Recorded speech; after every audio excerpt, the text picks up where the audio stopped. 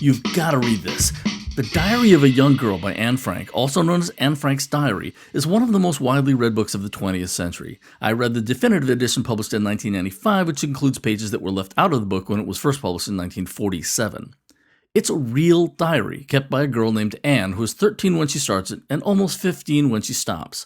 When the Nazis occupied the Netherlands, Anne and her family went into hiding in what looked like an abandoned annex attached to an office building. This is the secret door that connected the two buildings, hidden behind the bookcase.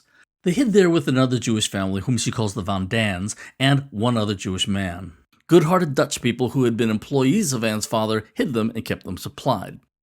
When she begins the diary at 13, she's pretty immature. Anne is assertive, which is great, but she's also a bit petty, self-conscious, and spoiled. She says so herself.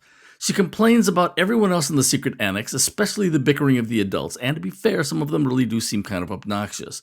Over the next 2 years, we watch as she begins to mature into a thoughtful and sensitive young woman who knows how to navigate difficult relationships, is aware of her own shortcomings, and is determined to improve herself. She writes about her body and is curious about sex. She isn't a little girl anymore and wants the adults to start taking her seriously. She also relays news about the war.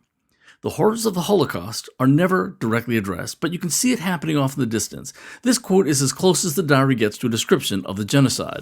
Rauter, some German bigwig, recently gave a speech. All Jews must be out of the German-occupied territories before July 1st. These poor people are being shipped off to filthy slaughterhouses like a herd of sick cattle. But I'll say no more on the subject. My own thoughts give me nightmares. Anne's growth as a character is fascinating to watch. The diary is remarkable partly because the Anne we get to see is a genuine, complicated human being, just like you. And you can't help but admire the fact that even in the midst of her fear and confinement that would bring out the worst in a lot of people, she becomes a hopeful young woman with high expectations for her future. The Diary of a Young Girl by Anne Frank.